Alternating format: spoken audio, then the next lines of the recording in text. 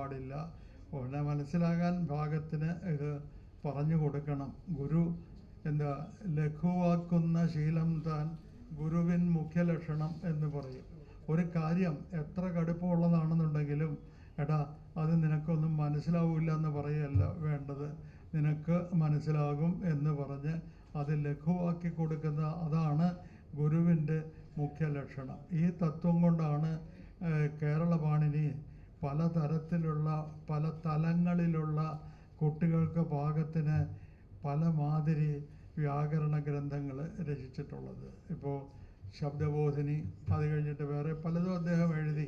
ഇതൊക്കെ പല തലങ്ങളിലുള്ള കുട്ടികൾക്ക് വേണ്ടിയിട്ടാണ് എഴുതുന്നത്. അതാണ് ഗ്രേഡഡ് ഗ്രാമർ എന്ന് പറയുന്നത്. ഈ ഗ്രേഡഡ് ഗ്രാമേഴ്സ് വേണം എന്നുള്ളത് ഈ അടുത്ത കാലത്ത് നമ്മുടെ DPEP എന്ന് പറഞ്ഞ ആ ഒരു പരിപാടിയിൽ പങ്കുകൊള്ളുന്ന സുഹൃത്തുക്കൾ അവർ പറഞ്ഞു. ഇതാരും ഇതിനു മുമ്പ് കണ്ടിട്ടില്ലാത്ത ഒരു ഭാവത്തിലാണ് അവർ പറയുന്നത്. അപ്പോൾ അങ്ങനെ ആ കൂട്ടത്തിൽ കുഞ്ഞമ്പിള്ള സാറ് സർക്കാർ നിയമിച്ച കമ്മിറ്റി മുഖേന അദ്ദേഹം രചിച്ച ഗ്രേഡഡ് ഗ്രാമേഴ്സ് ഒരുപാടെണ്ണം ഞാൻ കണ്ടിട്ടുണ്ട്. ശ്രീചിത്ര വ്യാകരണ മഞ്ജരി. അപ്പോൾ അതിലും എഴുതിയിട്ടുണ്ട് ഈ ഗ്രന്ഥകർത്താവ് MA Malayalam, MA English, MA സംസ്കൃതം എന്ന്. അപ്പോൾ എനിക്ക് കാര്യം പിടികിട്ടി. അപ്പോൾ അദ്ദേഹമാണ് ഇദ്ദേഹം എന്ന് എനിക്ക് മനസ്സിലായി. അപ്പോൾ കുഞ്ഞമ്പിള്ള സാറെന്ന് പറഞ്ഞു കഴിഞ്ഞാൽ എൻ്റെ മനസ്സിൽ ആ ഒരു ഒരു ഒരു എന്താ പരിവേഷം, പാണ്ഡിത്യത്തിൻ്റെ ഒരു പരിവേഷത്തിനകത്ത് ഉള്ള ഒരു ഒരു അത്ഭുത സ്വരൂപൻ ആയിരുന്നു. തിരുവനന്തപുരത്ത് ഞാൻ വന്ന സമയത്ത് ഇവിടെ മലയാളം MAക്ക് ചേർന്നു. മലയാളം MAക്ക് ചേർന്നത് ബോട്ടണി MSCക്ക് അഡ്മിഷൻ കിട്ടാഞ്ഞത് കൊണ്ടാണ്. മലയാളം MAക്ക് ഞാൻ സ്റ്റേറ്റ് ഫസ്റ്റ് ആയതുകൊണ്ടും കൂടി ആണ്. അങ്ങനെ എളംകുളം കുഞ്ഞമ്പിള്ള സാറിൻ്റെ അനുഗ്രഹത്തോടു കൂടി ഞാനിവിടെ മലയാളം MAക്ക് ചേരുകയും അപ്പോൾ തന്നെ ശൂർനാട് കുഞ്ഞമ്പിള്ള സാറിനെ ഒരു ദിവസം വൈകുന്നേരം പോയി കാണുകയും ചെയ്തു. അദ്ദേഹത്തിൻ്റെ ഓഫീസിൽ ഞാൻ ചെന്ന സമയത്ത് അദ്ദേഹം പുസ്തകങ്ങളുടെ ഒരു നടുവിലാണ് ഇരിക്കുന്നത്. ഇങ്ങനെ ഇടതുഭാഗത്തും വലതുഭാഗത്തും മുൻപിലും എല്ലാം ഒരുപാട് പുസ്തകങ്ങളാണ് ഉള്ളത്.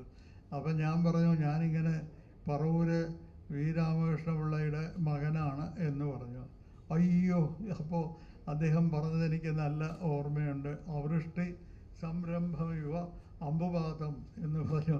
കേട്ടിട്ടുണ്ടോ എന്ന് ചോദിച്ചു. അപ്പോൾ ഞാൻ പറഞ്ഞു കേട്ടിട്ടുണ്ട്, കാളിദാസൻ്റെ അല്ലേ, അത് മഴക്കോളൊന്നുമില്ലാതെ മഴ പെയ്യുന്നു. അതുപോലെയാണ് രാമകൃഷ്ണപിള്ള സാറിൻ്റെ മകൻ ഇവിടെ എന്നെ കാണാൻ വന്നിട്ടുള്ളത്. ജന്മം ഇന്ന് സഫലമായി നിൻമഹിത ഗുണവശാൽ എന്നും കൂടി അദ്ദേഹം പറഞ്ഞു. ഇതെവിടെ നിന്നാണ് എന്ന് ചോദിച്ചു. ഞാൻ പറഞ്ഞു അത് ദേവയാനി സ്വയംവരം ആട്ടകഥയിൽ ഉള്ളതാണല്ലോ, കജൻ പറഞ്ഞതാണ്. നിങ്ങൾ ഇതൊക്കെ പഠിച്ചു വെച്ചിരിക്കുകയാണോ ഈ പ്രായത്തിൽ എന്ന് ചോദിച്ചു. അതെ.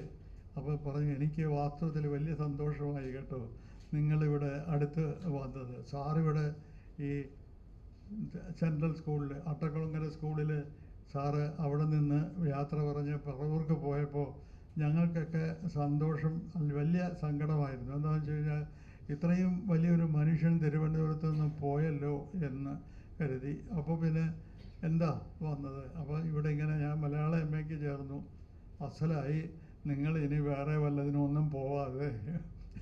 അതേ സമയത്ത് എൻ്റെ അടുക്ക കേസരി ബാലകൃഷ്ണപിള്ള, അദ്ദേഹം എൻ്റെ വീടിൻ്റെ അടുക്കലാണ് ആയിരുന്നു അന്ന്.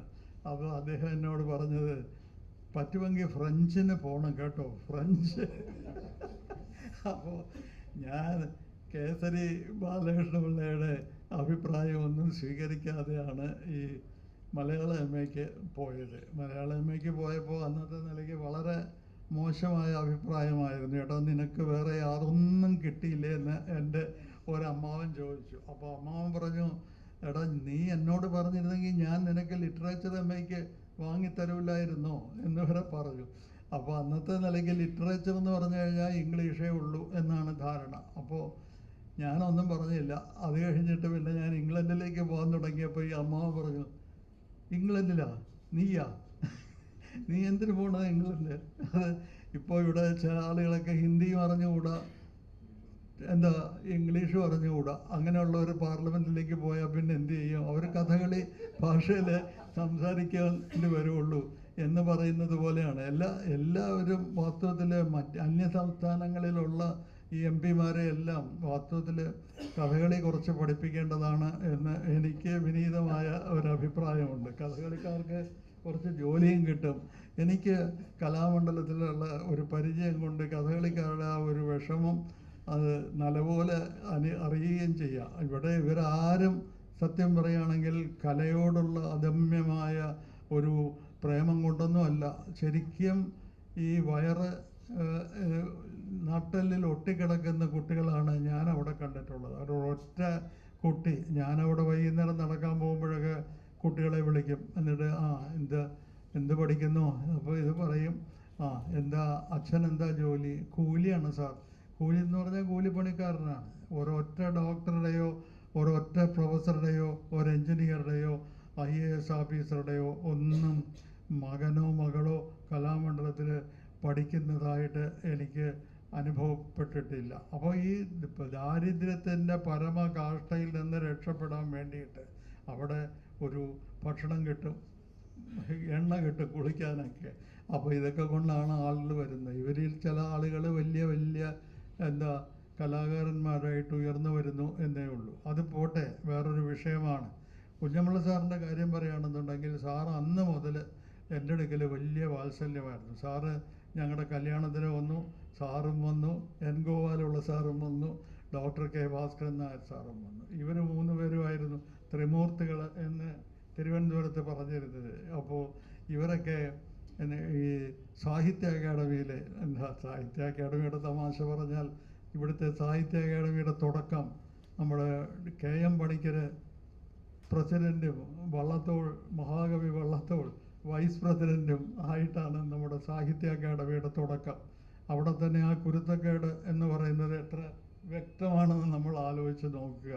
KM പണിക്കരെ പ്രസിഡൻ്റാക്കുകയും മഹാകവി വള്ളത്തോളിനെ വൈസ് പ്രസിഡൻ്റാക്കുകയും മഹാകവി വള്ളത്തോൾ അത് വളരെ ഒരു വലിയ ഒരു കേമമായ ഒരു ആദരവാണെന്ന് സ്വീകരിച്ച് മറ്റെല്ലായിടങ്ങളിലും ഇവിടെ മഹാറാണിയെ വന്ന് കാണേണ്ട സമയത്ത് പോലും നിവർന്നു നിന്ന് കാര്യങ്ങൾ പറഞ്ഞ മഹാകവി വള്ളത്തോൾ KM പണിക്കരുടെ താഴെ വൈസ് പ്രസിഡൻ്റായിട്ട് ഇരുന്നാണ് നമ്മുടെ സാഹിത്യ അക്കാദമിയുടെ തുടക്കം. അപ്പോൾ ഇപ്പോൾ സാഹിത്യ അക്കാദമികൾ പിൽക്കാലത്ത് എന്തൊക്കെ ചെയ്യുന്നു എന്നുള്ളത് കാണുമ്പോൾ നമുക്ക് അത്ഭുതമൊന്നും ഇല്ല. നമുക്ക് വേറെ ഞാൻ കൂടുതൽ ആ ടോപ്പിക്കിലേക്ക് പോകില്ല. ഇങ്ങനെ ഈ സാഹിത്യ അക്കാദമിയിൽ, ആദ്യത്തെ സാഹിത്യ അക്കാദമിയിൽ ഇവർ 3 പേരും ഉണ്ടായിരുന്നു, അംഗങ്ങളായിരുന്നു. അപ്പോൾ ഇവരൊരു കാറിൽ ഇവിടെ തിരുവനന്തപുരത്ത് നിന്ന് പോകുന്നത് തന്നെ ഒരു വലിയ സംഭവം ആയിരുന്നു. തൃശ്ശൂർ വരെ കാറിൽ പോവുക, അങ്ങനെയൊക്കെയുള്ള ഒരു രീതി ആയിരുന്നു. പിന്നെ സാറ് ഈ രാത്രി 8 മണിക്ക് ഓഫീസിൽ നിന്ന് ഇറങ്ങാറുള്ളൂ. അപ്പോൾ ഞാനിവിടെ ഗവേഷണം ചെയ്യുന്ന കാലത്ത് സാറിൻ്റെ ഓഫീസിൻ്റെ വളരെ അടുക്ക തന്നെയായിരുന്നു ഞങ്ങളുടെ ഡിപ്പാർട്ട്മെൻറ്റ്. അപ്പോൾ അവിടെ ഞാൻ നാഗർകോവിലിൽ മലയാളം പഠിപ്പിക്കുകയും ഇവിടെ റിസർച്ച് ചെയ്യുകയും ചെയ്യുന്നു. അപ്പോൾ റിസർച്ച് ചെയ്യുന്ന സമയത്ത് അദ്ദേഹം 7 മണിയാകുമ്പോൾ ഡ്രൈവറുടെ അടുക്കൽ ഒരു കുറിപ്പ് കൊടുത്തയക്കും. എന്താ വെച്ചാൽ, സൗകര്യപ്പെടും എങ്കിൽ ഇങ്ങോട്ടൊന്ന് വരിക എന്ന്. വരിക എന്ന് പറഞ്ഞാണ് അതിൻ്റെ വാക്യം അവസാനിക്കുന്നത്. ഞാൻ കാണും. അപ്പോൾ 7 മണിക്ക് ഞാനവിടെ കാണുന്നറിയാം. അപ്പോൾ ഞാൻ മാത്രമേ ഉള്ളൂ ഡിപ്പാർട്ട്മെൻറ്റിൽ. ഞാൻ 9 മണിക്ക് ഡിപ്പാർട്ട്മെൻറ്റിൽ നിന്ന് പോകും. സാറ് 8 മണിയാകുമ്പോൾ പോകും. അപ്പോൾ സാറിന് ഞാൻ 7 മണിക്കും അവിടെ ഉണ്ടാകും എന്നുള്ളത് അറിയാം. അപ്പോഴാണ് സാറ് പല പല കാര്യങ്ങളും എല്ലാം വർത്തമാനം പറയുന്നതും അതുമൊക്കെ. അപ്പോൾ ഒരുപാട് ദീർഘകാലം സാറ് എൻ്റെ അടുക്ക് ഒരുപാട് സമയം സംസാരിച്ചിട്ടുണ്ട്. പിന്നെ ഒരിക്കൽ പറയുന്നു, ഒരു ദിവസം പ്രബോധേന്ദ്രൻ എൻ്റെ വീട്ടിലൊന്ന് വരണം എന്ന് പറഞ്ഞു. ഞാനിത് അതുവരെ പോയിട്ടില്ല. ഞാൻ ചെന്നു, രാവിലെ ചെന്നു. അത് സാറ് റിട്ടയർ ചെയ്തതിന് ശേഷമാണ്. റിട്ടയർ ചെയ്ത് കഴിഞ്ഞ് സാറ് ഇങ്ങനെ വിളിച്ചത് കൊണ്ട് ഞാൻ രാവിലെ 10 മണിക്ക് ചെന്നു. ഏതാണ്ട് 1 മണി വരെ സാറ് എന്നോട് സംസാരിച്ചുകൊണ്ടിരുന്നു. എനിക്ക് സംസാരിക്കാനേ സമയം തന്നില്ല, സാറ് തന്നെ സംസാരിച്ചുകൊണ്ടിരുന്നു. അപ്പോൾ എന്തിനാണ് വിളിച്ചതെന്നറിയാമോ? ഇതൊക്കെ ഞാൻ കെട്ടിവെച്ചിരിക്കുകയാണ്, എൻ്റെ പുസ്തകങ്ങൾ. ഈ പുസ്തകങ്ങൾ അപ്പോൾ ലീലാതിലകവും ഉണ്ണുനില സന്ദേശവും ചക്രവാക സന്ദേശം, മറ്റുള്ളവരൊക്കെ കോക സന്ദേശം എന്ന് പേരിടുമ്പോൾ സാറ് ചക്രവാക സന്ദേശം എന്നൊക്കെയാണ്. ഇതെല്ലാം എടുത്ത് കെട്ടി വെച്ചിരിക്കുകയാണ്. അപ്പം തന്നെ ആ പുസ്തകങ്ങളിൽ പലതും ഇരട്ടവാലനും എല്ലാം കൊണ്ട് കേടായി തുടങ്ങിക്കഴിക്കുന്നു. എനിക്ക് കെട്ടിവെച്ച് എന്ന പുസ്തകങ്ങൾ തന്നെ. ഞാനത് വീട്ടിൽ ചെന്ന് എടുത്ത് നോക്കിയപ്പോൾ സാറ് എഴുതിയിരിക്കുന്ന ഓരോ പുസ്തകത്തിലും ഓരോ തരത്തിലാണ്.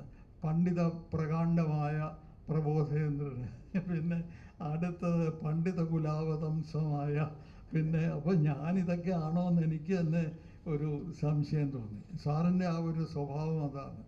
ആരെയും സാറ് ഇകഴ്ത്തി കാണിക്കുകയില്ല.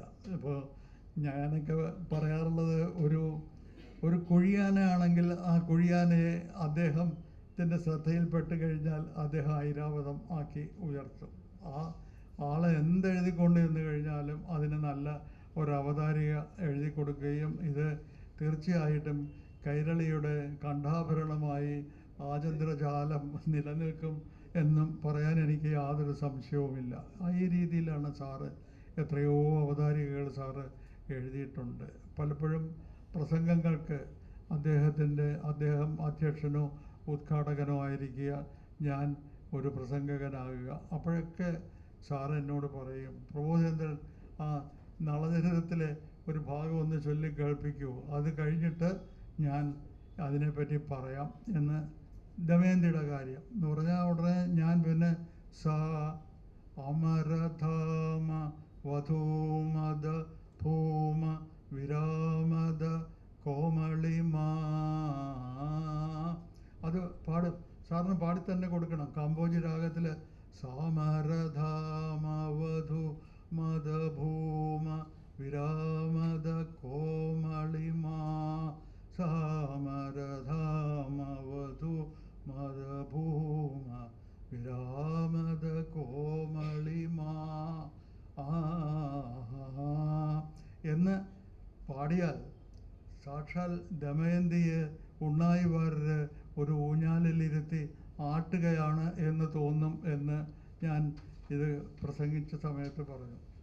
സാറ് എണീറ്റ് വന്ന് എൻ്റെ തോളത്ത് കൈയൊക്കെ ഇട്ടിട്ട് പറഞ്ഞു, ഇനി ഇതിൽ കൂടുതലൊന്നും പറയാനില്ല, എനിക്കിനിയിപ്പോൾ എന്താ പറയാൻ, നന്നായി നന്നായി നന്നായി എന്നേ പറയാനുള്ളൂ. സാർ ആ ഒരു രീതി, അത്രമാത്രം സ്നേഹം എന്നിൽ ചൊരിഞ്ഞ ഒരു വ്യക്തിയാണ്. പിന്നെ ഇവിടെയുള്ള ആരെക്കാളും കൂടുതൽ പ്രായം എനിക്കുണ്ടെന്നാണ് എനിക്ക് തോന്നുന്നത്. അപ്പോൾ ആ നിലയ്ക്ക് ഈ സമ്മേളനം, ഈ നല്ല ഉദ്യമം ഉദ്ഘാടനം ചെയ്യുക എന്ന് പറയുന്നത് എനിക്ക് വളരെ സന്തോഷമുള്ളൊരു കാര്യമാണ്. മംഗളാനി ഭവന്തു.